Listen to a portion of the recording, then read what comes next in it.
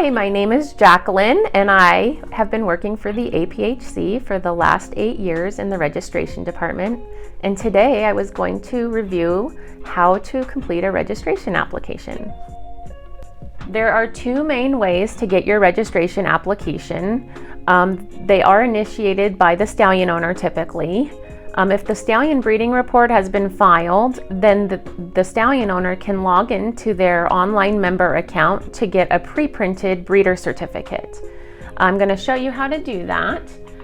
In the top right corner is our login button. And from there, you'll go ahead and log in with your username and password.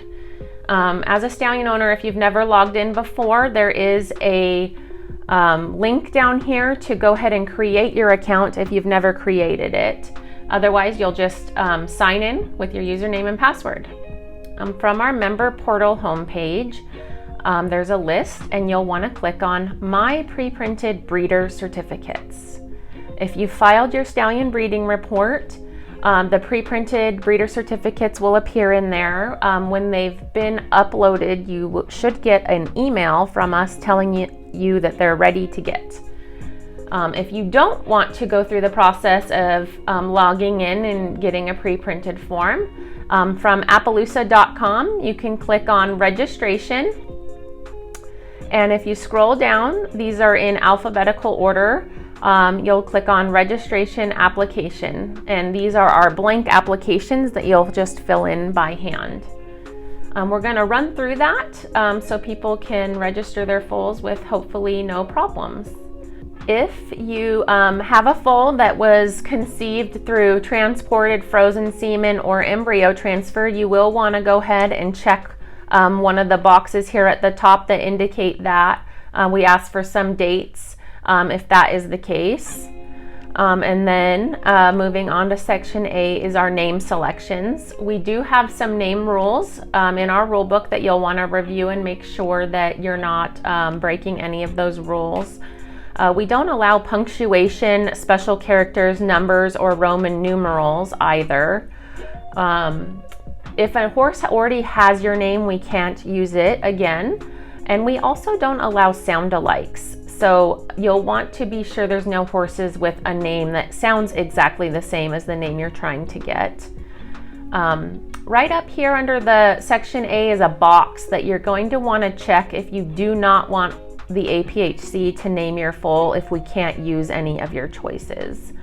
If that box is checked and we can't use your choices, we will reach out to you for some additional choices. We do start with your first choice and go in your order of preference. If we can't use your first choice, we'll go ahead and move on to your second choice. The next section is the foaling information. You're going to want to provide us with the date the foal was born, where it was born, and what sex foal you ended up with. And then we have the sire and dams information. You do want to be sure to give us the correct registered name and numbers of your horses. That can cause issues if you write a number wrong or a name incorrectly. The first person that needs to sign this application is the owner of the dam at time of foaling. We do go by what's on record with the association the horse is registered with. So you'll want to be sure that if you've had any past transfers that aren't completed yet, that you get those completed before you register your foal. Section C is the breeder certificate. This section cannot have any alterations, any whiteout, anything scratched or scribbled out in it. And you also want to be sure not to leave anything blank. We do need the breeding dates and breeding year along with the registered names and numbers of both the sire and dam of your foal. Common issue that does come up in this section is people accidentally write the year the horse was born instead of the year that it was bred, that the sire and dam were bred in. So you'll just want to make sure before you send that in that you didn't make that mistake. The owner of the dam at time of breeding will sign this application, as well as the stallion owner. We do still require original ink signatures on all 3 of these locations, so be sure that it wasn't scanned and emailed or a photocopy before you send it to our office. The next section is section D. This is how we are going to identify your horse and decide how it should be described for its registration papers. What we're looking for on these drawings of the horse is for you to draw if it has any face markings or leg markings. We don't need you to draw every spot and dot your horse has. We mainly just need you to draw if it has a star, stripe, snip, or blaze. You can also draw if it has a lower lip snip. Those are often hard to see in photographs. And then on the legs, we're looking for you to draw any socks or stockings that the horse has. Sometimes they have small heel markings that are also hard to see in photos, so you'll want to be sure to draw it on the right leg if that's the case. This section also describes what kind of photographs we need you to send in with your application. We need a direct face picture, a left side, right side, and rear view. You want to be sure your pictures show the whole horse standing on a hard surface with clean legs. It's helpful if the legs are staggered in the photo so that we can see the inside and the outside of the legs in the pictures. A lot of times photos come in where the horse is either standing in grass, snow, or mud, or the photo was cropped too much and the legs are just chopped off and we can't tell if it has any leg markings. In those cases, we end up having to write you for some additional pictures. So if you are in that situation, you're going to want to try to get the best pictures possible sent in with your application. Over here on the side, we have a place for you to indicate if your horse has any Appaloosa characteristics like mottled skin, boldly striped hooves, or sclera encircling the eye. If you check those boxes, you do want to send photographs that show that. You're welcome to send close-ups of that. That helps us see it a bit better. And also, if your horse has any blue eyes, brands, or scars, you're going to want to send close-up pictures that show that as well. The next section on this application is the fee schedule. We are based on your age of your foal and when you send that application to our office. We go by the postmark date on the outside of your mailing envelope. So that's how you can lock in the fee of the age range of foal you're trying to register.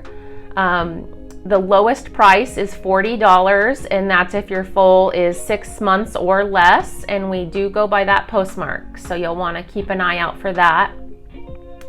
We have some extra rush options if you're needing your work back quickly. 10 business day rush and a 48-hour rush. If you decide to do one of these rush options, we also recommend that you write rush somewhere on the outside of your mailing envelope. That'll help us get that pulled as soon as it's in the office and get started on it. Section F is a performance permit. For those of you who don't know what that is for our non-characteristic Appaloosa horses that want to show and compete in APHC events. If you have a non-characteristic horse and you want to add a permit, you'll want to select the appropriate permit. It's based on the bloodline cross and the age of your horse. And those horses are also required to be DNA parent verified. So if you haven't ordered a DNA kit, there is a place in section G here to get that kit ordered for your foal. Anybody is welcome to order DNA kits on their horses. So if you'd like to add one of those, you can just select one of the options there in section G. We do have some rules that dictate that if you have a transported semen, frozen semen, or embryo transfer foal, that they do need to be DNA parent verified before we can register them. Another DNA requirement is if an Appaloosa foal has a parent or goes back to a quarter horse parent that was born in the year 2007 or later and is positive for HYPP. That foal is required to be DNA and HYPP tested at the time of registration. Those kit options are all available there under section G. And then for payment of this application, we do accept checks and money orders made payable to the APHC, as well as all forms of credit card. We take Visa, MasterCard, Discover Card, and American Express now. When you mail your applications to our office, we do recommend that you mail them in a trackable way so they don't get lost in the mail. We look forward to registering your foals. Thanks.